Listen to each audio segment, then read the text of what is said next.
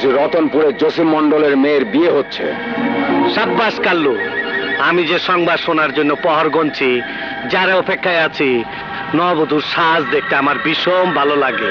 নববধূর পায়ে আলতা, হাতে মেহেন্দি, কপালে টিকলি আর ঠোঁটে লাল লিপস্টিক দেখলে আমি পাগল হয়ে যাই। নববধূর মুখ দেখলে আমার বাসর রাত পালন করতে ইচ্ছা করে। এক্ষুনি বিয়ার আসর থেকে নববধূরে তুলে আনতে হবে। পলাশকে খবর দাও। বস, পলাশকে ডাকতে হবে না, আপনি আমাদের উপর বিশ্বাস রাখতে পারেন। এবার আমরা যাব নববধূকে ছিনিয়ে আনতে। তোমাদের প্রতি আমার সেই বিশ্বাস আছে। ঠিক আছে, তোমরাই যাবে বিয়ে বাড়ি থেকে নববধূরে তুলে আনতে। পলাশকে পাঠিয়ে দাও, ওকে দিয়ে বাসর ঘর সাজাতে হবে। ওকে বস।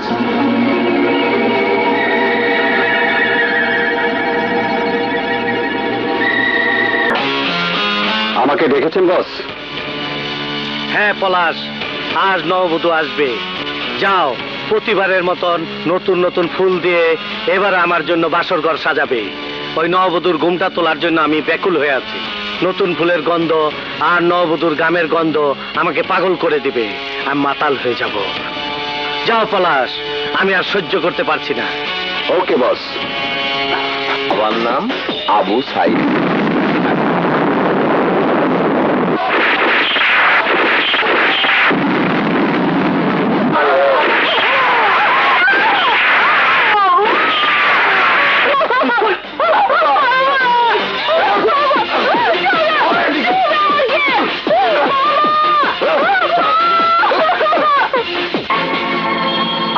আসুন চেয়ারম্যান সাহেব, আসুন।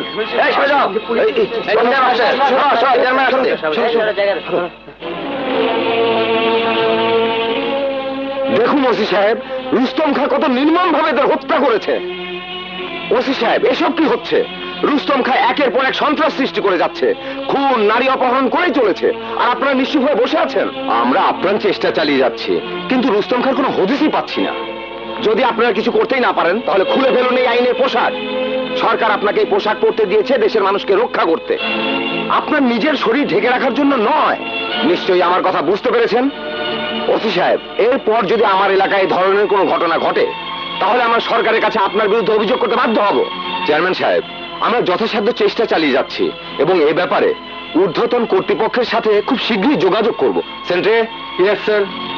লাশগুলো মর্গে পাঠানোর ব্যবস্থা করব। Okay sir.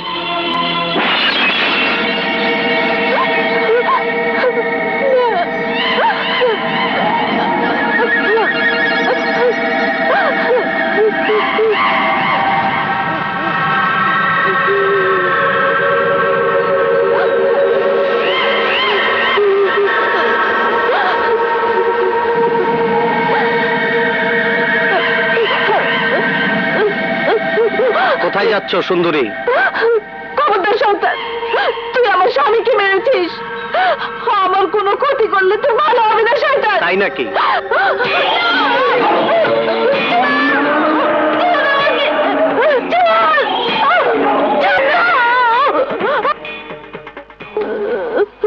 পলাশ,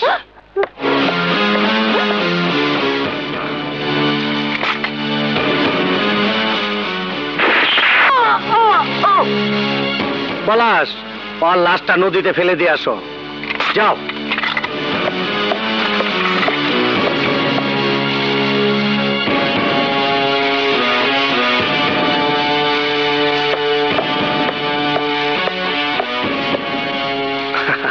মা, তুই এখানে আবার কেন এসেছিস? কেন? ছেলে তার মাকে দেখতে এসেছে। তুমি ছাড়া আমার আর এই দুনিয়াতে কে আছে মা? না, আমি তোর মা নই। তুই যেদিন রুস্তম খার দলে যোগ দিয়েছিস, সেদিনে আমার কোন শূন্য হয়ে গেছে। এই পৃথিবীতে আমার আর কেউ নেই। চলে যা, চলে যা, আমার চোখের সামনে থেকে চলে যা, চলে যা। মা, তুই আজ আমার কাছে মৃত। চলে যা আমার চোখের সামনে থেকে। তুমি আমাকে ভুল বোঝো না মা। তুই হয়তো ভুলে গেছিস, কিন্তু আমি আজও ভুলিনি সেই দৃশ্য। আজ থেকে 12 বছর আগে তুই যখন ছোট ছিলি, তোর বড় বোনের বিয়ে হচ্ছিল।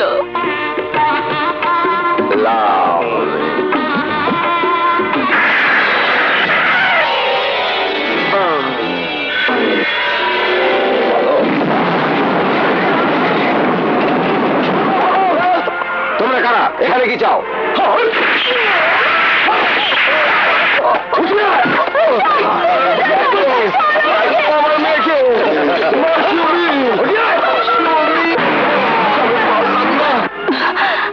আর তুই সেই বোনের ভাই হয়ে রুস্তম খার জন্য একের পর এক অপরাধ করে যাচ্ছিস। চলে যা, দূর হয়ে যা আমার চোখের সামনে থেকে। আমি তো মুখ দেখতে চাই না, আমি তোকে সন্তান বলে মানি না। মা, তুমি বিশ্বাস করো, আমি ভুলিনি আমার বাবা আর বোনকে নিষ্ঠুর ভাবে হত্যা করার কথা। সেদিনের কথা আমার সবকিছু মনে আছে। আজ আমি তোমার কাছে সবকিছু প্রমাণ করে তোমার ভুল আমি ভাঙাবই। এসো, এসো আমার সাথে।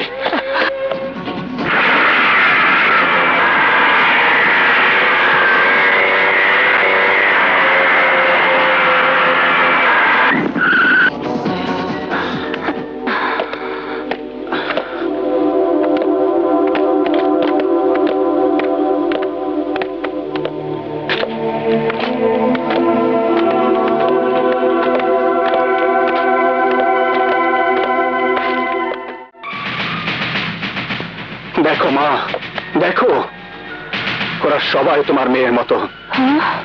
ওর নাম ফরিদা, ওর নাম জুলিয়া, এর নাম শাহানা, আর ওর নাম জরিনা। এরা সবাই সমাজে নরপশুদের হাতে নির্যাতিতা, ধর্ষিতা।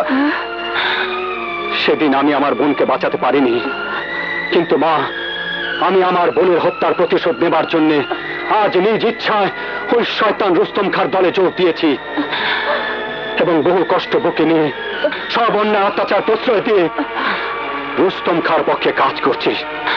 এই দীর্ঘ 12 বছর চেষ্টার পর তার বিশ্বাস অর্জন করে আমি তার ডান হাত হতে পেরেছি। মা, আমার বোনের মতো এইসব অসহায় অবলা নববধূদের বাবা মা বরকে হত্যা করে ওদেরকে ধরে নিয়ে এসে রুস্তম খা তাদেরকে ধর্ষণ করার পর গুলি করে মেরে ফেলতো। কিন্তু তবু ওরা কেন বেঁচে আছে জানো মা? রুস্তম খা যে বন্দুক দিয়ে ওদেরকে গুলি করত, সেই বন্দুকের আসল গুলি বের করে আমি তাতে নকল গুলি ভরে দিতাম, যার জন্য ওরা গুলি খেয়ে মরতো না, শুধু আহত হয়ে জ্ঞান হারাতো। আর তখন রুস্তম খা ওদেরকে মৃত ভেবে আমাকে আদেশ দিত ওদেরকে নদীতে ফেলে দিতে, আর আমি সেই সুযোগে এখানে নিয়ে এসে ওদের জীবন রক্ষা করেছি। শুধু রুস্তম খাই নয় মা, সমাজের স্তরে স্তরে লুকিয়ে আছে ওই শয়তান রূপে রুস্তম খার বংশধরেরা। বিশ্বাস না হয় তুমি ওদেরকে জিজ্ঞাসা করে দেখো মা, আমি সত্যি বলছি কি না। হ্যাঁ মা, পলাশ ভাই ঠিকই বলেছে। এবার বলো মা, ওদের জীবন রক্ষা করে আমি যদি ভুল করে থাকি, তাহলে তুমি আমাকে নিজের হাতে গুলি করে আমার এই বুকটাকে ঝরঝর করে দাও। তা না হলে রুস্তম খার বিরুদ্ধে প্রতিশোধ নেওয়ার জন্য ওদের হাতে অস্ত্র তুলে দেবার আদেশ দাও। আমি যেন নিজ হাতে ওদেরকে ট্রেনিং দিয়ে এক একজনকে বারুদের মতো গড়ে তুলতে পারি। আদেশ দিচ্ছি, যা পলাশ, ওদের হাতে অস্ত্র তুলে দে। জরিনা, শাহানা, জুলিয়া, ফরিদা,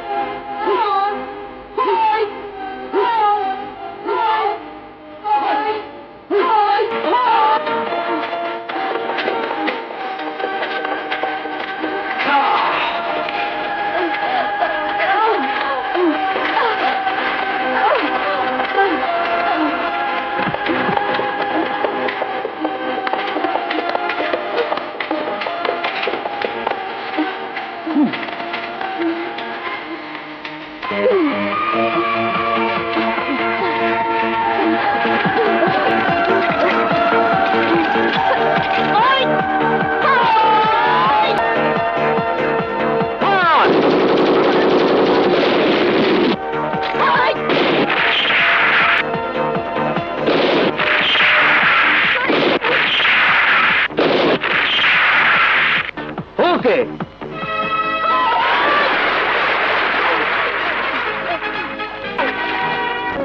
আমিও ঠিক করেছি এই শয়তান রুস্তম খাঁর সাথে সব সম্পর্ক ছিন্ন করে চিরদিনের জন্য চলে আসব। হ্যাঁ বাবা, তুই তাই কর। আমি যতদিন বেঁচে থাকবো প্রাণ ভরে তোর জন্য দোয়া করব বাবা। আমি মরে গেলেও কবর থেকে আল্লাহর কাছে তোর ভালোর জন্য দোয়া করব বাবা। আর একটা কথা বাবা। বলো মা। তুই তো জানিস ছোটবেলা থেকে তোরা শিমুলের বিয়ের কথা একরকম পাকা হয়েই আছে। তোর আমাদের সবার পছন্দের মেয়ে শিমুল। মা, আমি আর তোর কোনো কথাই শুনবো না। কালে আমি নিজে গিয়ে শিমুলের বাবা মার সাথে কথা বলে তোরা শিমুলের বিয়ের কথা একেবারে পাকা করেই আসবো। শিমুল,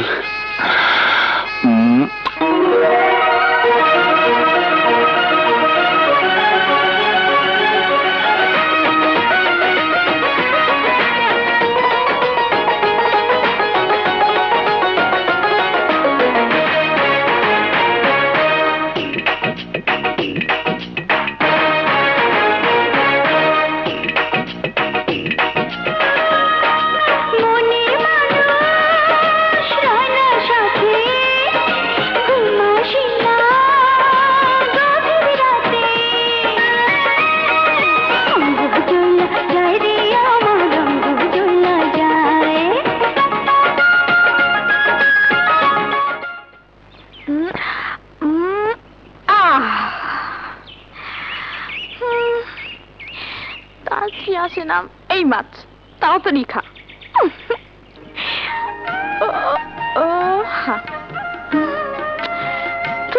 মাছ আসে না।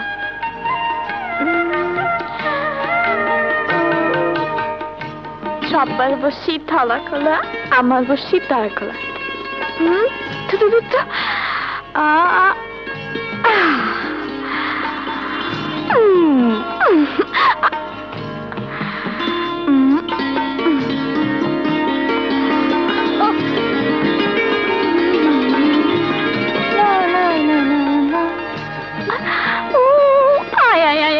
Dapat করে কিনে ফেলা।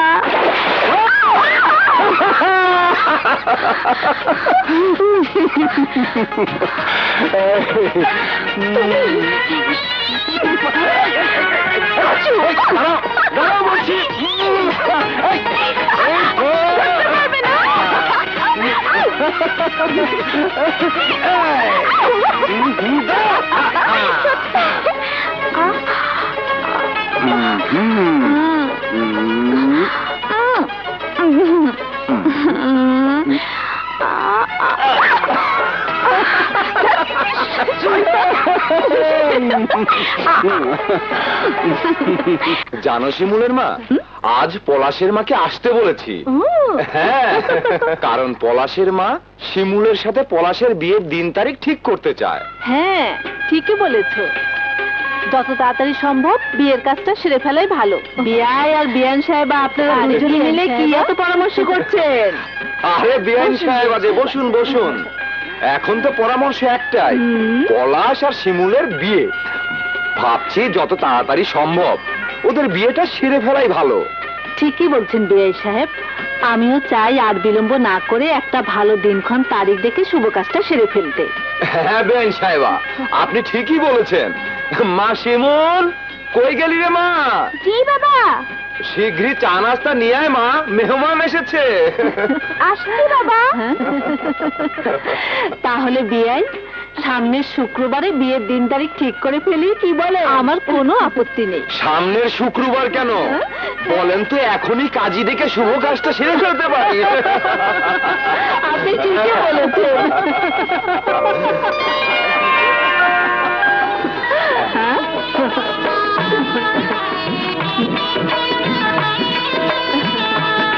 সালাম কর মা, সালাম কর। থাক মা থাক, আর সালাম করতে হবে না, বসো। বেঁচে থাকো মা, দোয়া করি তুমি সুখী হও, তোমাদের মনের আশা আল্লাহ পূরণ করুক। ছোটবেলা থেকে ওরা দুজন দুজনকে গভীর ভাবে জানে। এই নাও মা, তুমি কষ্ট করে মিষ্টি এনেছো, তুমি আগে খাও।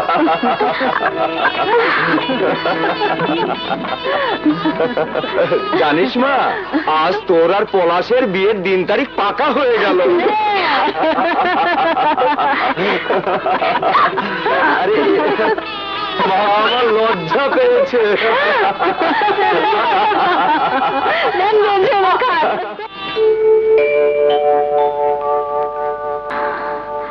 ছোটবেলা থেকে ওরা দুজন দুজনকে গভীর ভাবে জানে।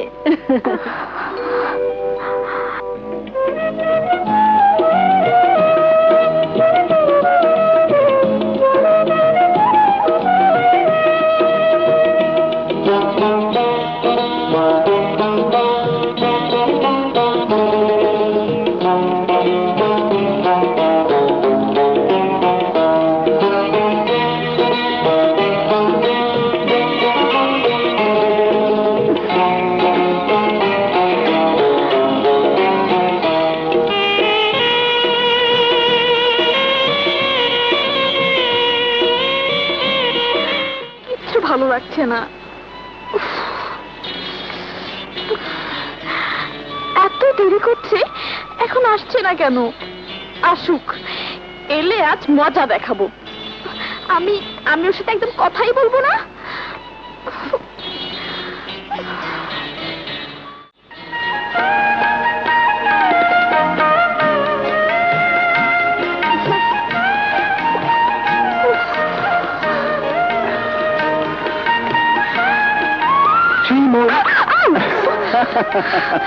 যাও, তোমার সাথে কোনো কথাই বলবো না। আমি ওনার কথা ভেবে ভেবে আমি সারা বিছানা ছটফট করেছি, একটু ঘুমাতে পারিনি। আর উনি এসছেন দেরি করে। আরে কেন দেরি হয়েছে শুনবে তো? না না না, আমি কোনো কথাই শুনবো না। দেখো তোমার জন্য কত সুন্দর শাড়ি গহনা, আরো কত কি। কই দেখি দেখি, দেখাও না। এই নাও।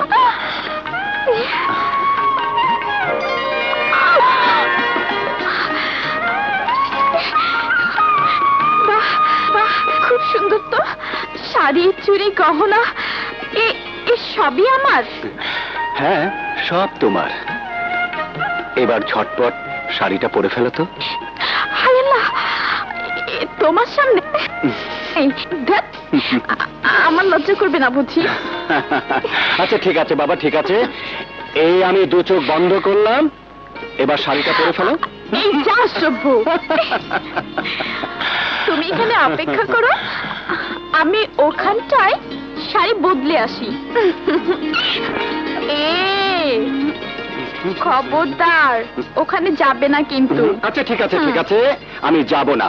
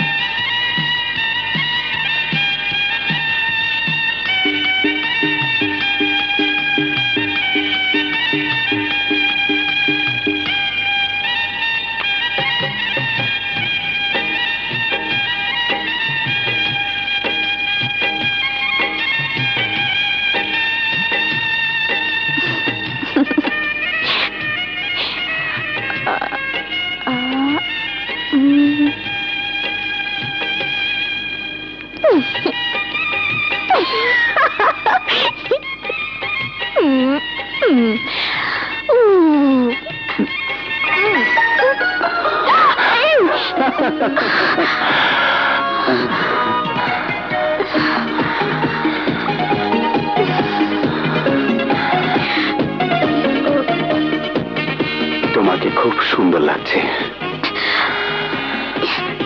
তাই নাকি?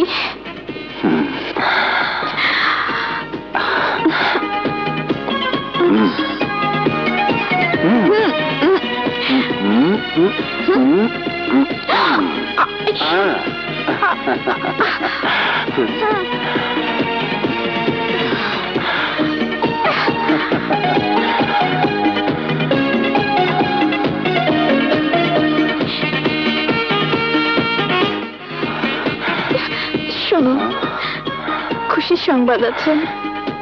কি? আমাদের বাড়িতে তোমার মা এসেছিল, বিয়ের 3 তারিখ ঠিক করে গেছে। আগামী শুক্রবার তোমার আমার বিয়ে। তাই নাকি? তোমার